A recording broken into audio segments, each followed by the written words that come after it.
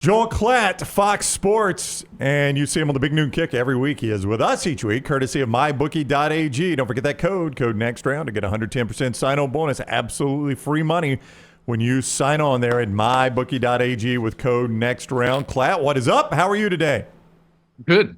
I'm doing great. How are you guys this morning? Well, man, we're doing fantastic. So much to get to. I've had several people say, comment on you a couple weeks ago saying, look, y'all can say what you want. Alabama is going to win the West, and they are going to face Georgia for the SEC championship game. This team is going to be okay. And they went to Texas A&M and won without their best game Saturday, which to me is a sign of a team that is doing what you're talking about. Well, I don't think that we should underestimate the fact that they still have the best coach in the history of the sport as their head coach, and he's going to find a way to win football games.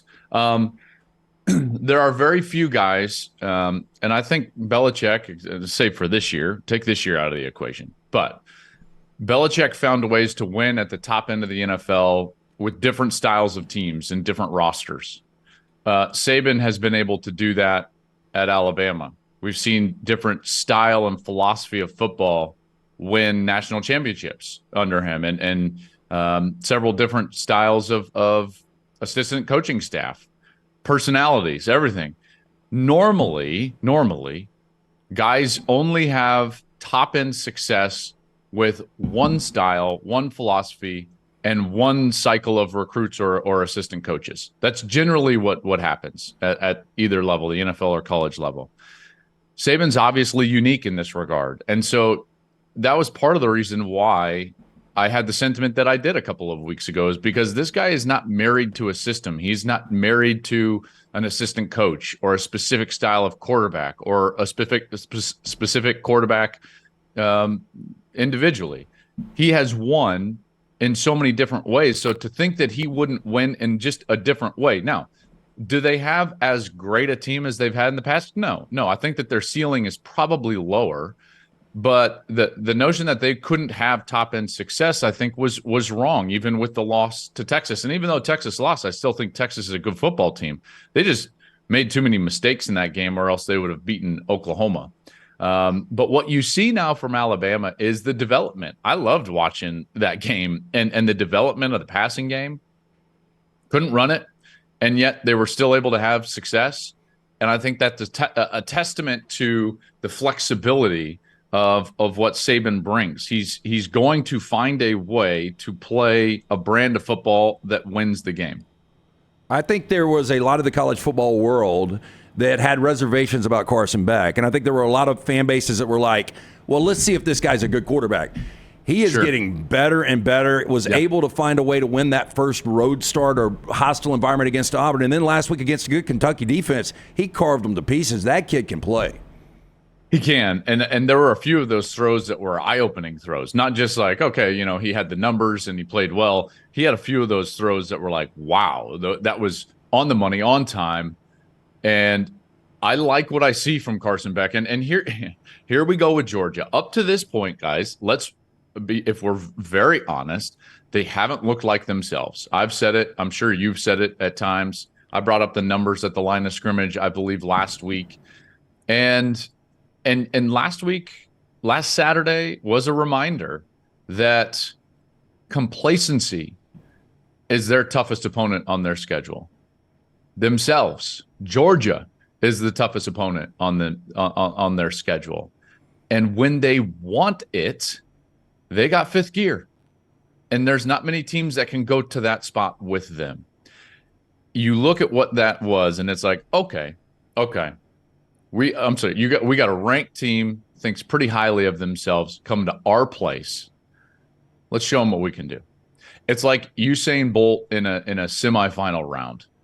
He's like, he gets out of the blocks and he's like looking around and he's like, oh, that's cute. Look at all these teams trying really hard. And then he's just like, and he just, that's the way Georgia felt this last week, and then I don't know who has that gear. I don't know who can go there with Georgia. And again, complacency is their biggest adversary for the season. Kirby has touched on it. They've won 2 championships in a row. They think they're really good.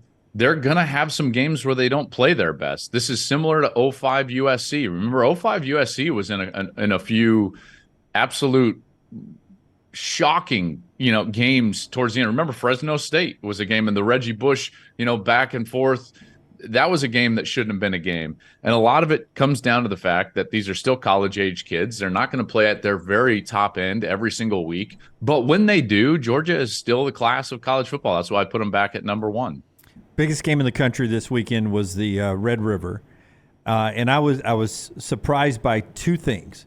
One, that Texas looked like they were on their heels from the get-go until they kicked that field goal, and then I thought, okay, they're going to get out of here with a win, and then they were on their heels as Dylan let them down the field. And the other thing was how quickly Brent Venables has his defense looks so different 1 year later. It looked like his old Clemson defenses again. He got that defense flipped around in the course of 1 year.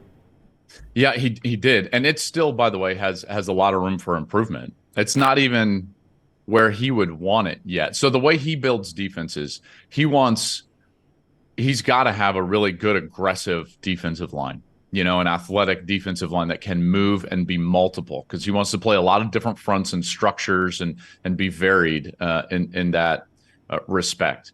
And then he's got to have hybrid players at the second level, and in particular at that cheetah position, the Isaiah Simmons position, where now that's being played by the Indiana transfer, who I'm very high on. His name's Dasan McCullough. Dasan McCullough is, if you actually look at height and weight, he's eerily similar to Isaiah Simmons. Now, he's not Simmons yet on the field, but he does have those hybrid mentalities and attributes that allow him to play at the second level, play at the line of scrimmage, the first level, and even get back into coverage at times. That allows him to be multiple. And then I still think that they need more length on the outside. So this team still has room for growth defensively, but you're right. They have built something in year 2 that's a lot better than year 1. Namely, I would say it's competitive depth. His ability to be aggressive is much better this year, which is what he wants to be. He is an attacking style defensive coach and wants his defense to do that. They had 10 tackles for loss and 5 sacks, largely because they can rotate. They can stay fresh. They brought in 6 transfers on the defensive line. Now, to his own admission, they didn't get the ones that they targeted in the portal. So they brought in more in order to have more competitive depth. And he still feels like they have a chance to be better, more disruptive, and more active up front. But they got enough. They got enough to be fresh. And that competitive depth is something that he talks a lot about in your meetings leading up to the games with him. And I think that paid huge dividends. And then the game really came down to, let's call it 3 situations. I see what you saw about just like being on your heels and all. But the game really boils down to Texas throws a pick, gives a short field, leads to points. Texas in the scoring area throws a pick, points off the board, and then a 4th down stop at the goal line. Those 3 situations were points on the board situations. And if Texas just executes in one of them, then they win the football game. Texas is good enough to beat them. And showed that. Now, Dylan Gabriel was sensational. I mean, he was fantastic and Houdini-esque, if you will, on the last series a couple of times when I thought that he was dead to rights, and then all of a sudden he kind of pops through and makes a play. I think both of these teams are still very much alive for the college football playoff. Oklahoma, that's an obvious one, and they might even have a little built-in cushion because they could probably lose, still get to Dallas, still play Texas, still win the Big 12, and still probably go to the playoff. Texas obviously is backed into a bit of a corner, but there's no world in which Texas could win out, have a win against Alabama, avenge their loss to OU, be a champ, be a one-loss team, and not go to the playoffs. So Texas's future is still out in front of them, even after this Red River loss.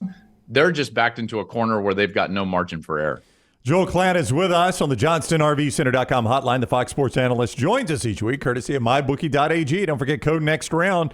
When you sign on at MyBookie.ag, you make that deposit. They match it 110%. That is free money from MyBookie.ag when you use code next round. Bet anything, anytime, anywhere with MyBookie.ag. You have now seen Ohio State again. And it just feels like in watching your game, there is still something missing. I'm still not 100% comfortable with Kyle McCord. Lance mentioned a dominant pass rusher seems to be absent there. This feels like a beatable Ohio State team when I watch them. Both of those are true, and yet I believe that they are products of other areas that are not quite as visible that are causing those two things. Maybe the McCord issues, if there are some, and then the pass rush issues. So let's go into them for a moment. Let's first talk about McCord. Kyle McCord, more so than any of his predecessors under Ryan Day, is having to carry the team down the field because they don't run the football well enough. And this is a team that is throwing the ball because they have to, not because they want to. And at their best, I believe that they are what I would call a schedule and sequencing team. They like to be on schedule in order to build, like an architect would build, the sequencing of play calls that allow them to get to shots that allow the quarterback to have easy throws down the field. He does a wonderful job. If you sat there for 10 minutes and I could walk you through, like, look at the formations, look at what they're showing the defense early in the drive, then late in the drive. Again, schedule, being on schedule, and then sequencing type of team. If you can't stay on schedule, you can't get to the sequencing. You can't build to those shots, those easier throws down the field. So what ends up happening? You've got to throw the ball from the pocket because you have to in order to move it. That's just more difficult. So does he look like the previous quarterbacks that Ryan Day has had? No. Is that necessarily his fault? Not really, to be honest with you. And I got to say, I was actually fairly impressed with him without a run game. And with the way that game was going, it was on them to throw the ball. And granted, he's got Marv on the outside, Marvelous Marvin Harrison, as Gus coined it. And he can get the job done. So I was actually impressed with that. The problem was the lack of run game. You can't stay on schedule. They don't get to the second level. The offensive line is an issue. They have got to run the football better. If they play like they did against Maryland in that front five on the offensive line, down the stretch, Penn State or Michigan or both will beat them.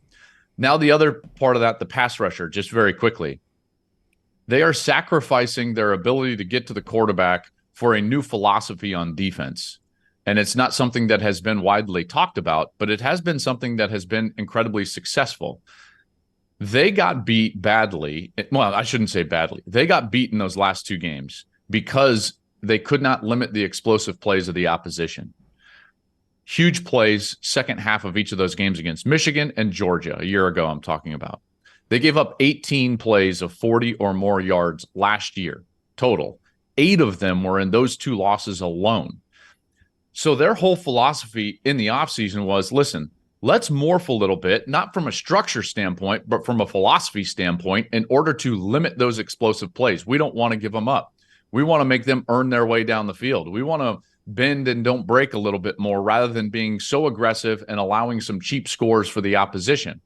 So what ends up happening is that you don't blitz as much and you play softer coverage. Well, when you play softer coverage and you don't blitz as much, your sack numbers go down. It's harder for the defensive end to get home when the quarterback can get the ball out of his hands a lot quicker than, let's say, 2019 with Chase Young. Chase Young, remember, had Okuda on the outside, Damon Arnett on the outside, and Sean Wade playing tight coverage. There was nowhere to go with the football in the immediacy of the snap, and the quarterback had to hold the ball. They don't have that right now.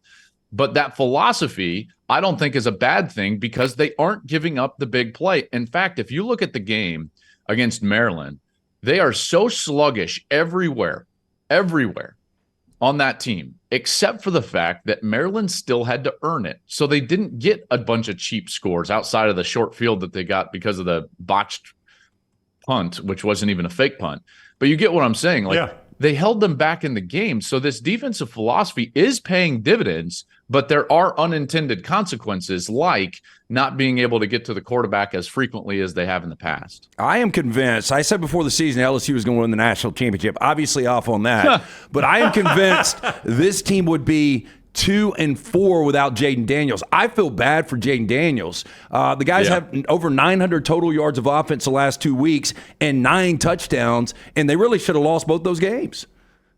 If they could play any defense Jayden Daniels would be in the lead for the Heisman Trophy. I agree. I said it last week. And so I'm with you on just like I feel bad for the guy. He's playing incredible, to your point. And that was not easy in that game against Missouri because Missouri jumped them. I mean, everything that they got, they had to have. I don't think people understand how difficult it is as a quarterback to orchestrate drives and make throws when you have to have it. No margin for error. It's so different than the guys that put up gaudy numbers with a 20-point lead through base offense and never force third downs or face third downs. And it's just like their numbers are first and second down oriented. Their numbers are middle of the field oriented. And then you get to guys that are like, man, they are in the pressure cooker and still doing what these guys are doing, in base offense with 20-point leads. So to your point, Jayden Daniels has been and is incredible. I'm going to continue to put him in my top 5 in the Heisman Trophy, even though traditional wisdom would say that his team is not good enough for him to be there. But it ain't his fault because he's the only reason right now that they are relevant on the road against Missouri. Without Jayden Daniels playing at an elite level, a Heisman level, they get beat by 2 scores in that game last weekend.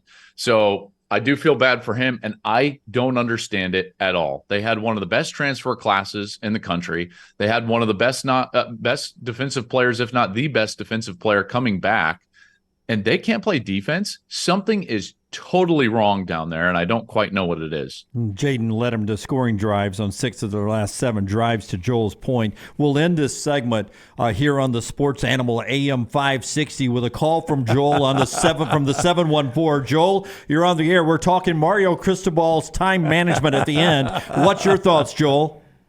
To me, it's way bigger than what actually happened on the field. It's way bigger.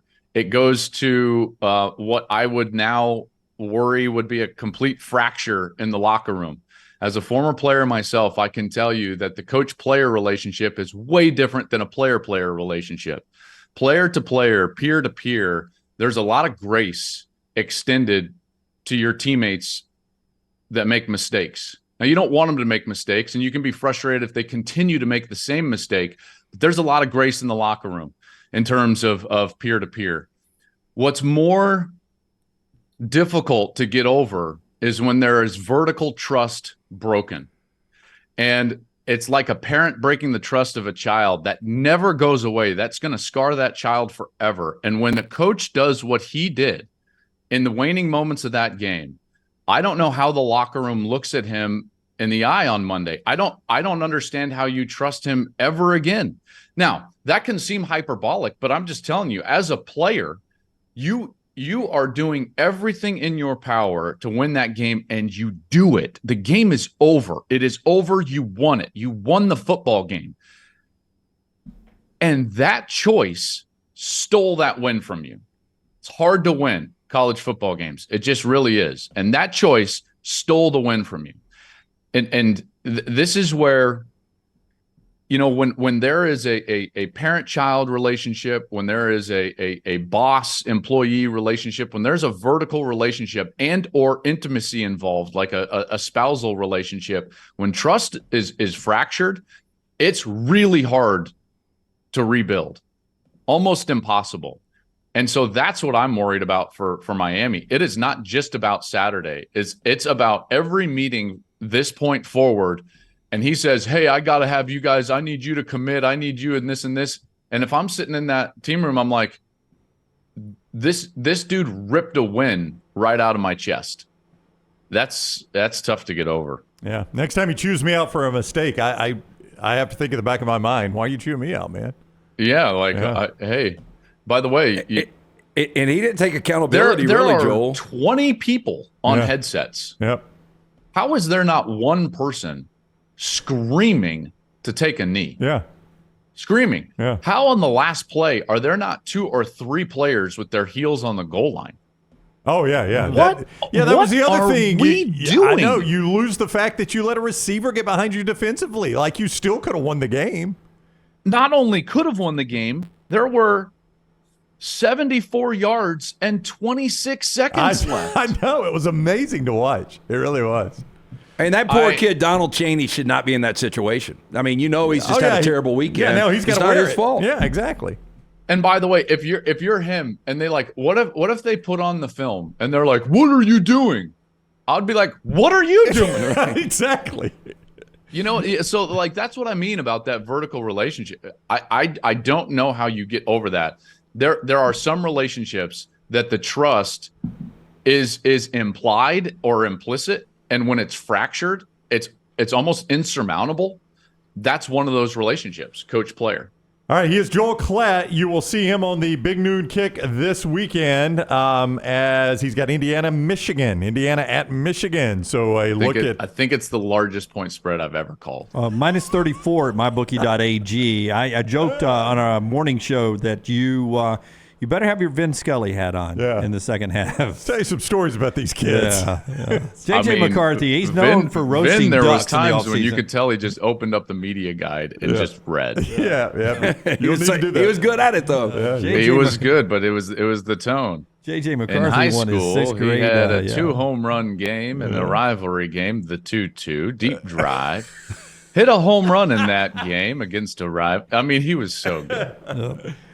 All right. Yeah. So if that didn't sell you on watching Indiana, Michigan, I don't know what I can do. They'll get great numbers. Let's all watch Michigan. Michigan and Georgia separated themselves out last weekend. And I think it's a travesty that the two clearly best teams to this point in the season have basically played the easiest schedule of any of the teams in the top 15, 20, maybe in the country. I know that some of that has to do with margin, but geez, like pathetic schedule for both of those teams. And no, Kirby, everyone in the SEC shouldn't be ranked. Stop it. Just egregious. And everyone's like, why does everyone hate the SEC? That's why everyone hates the SEC. All right, Klatt. Have a good week, buddy. Thank you. All right, boys. Have a good one. All right, Joel with us each week, courtesy of mybookie.ag. Don't forget code next round when you sign on to mybookie.ag. Get that sign-on bonus, 110% of it. And it is right there with code next round at mybookie.ag.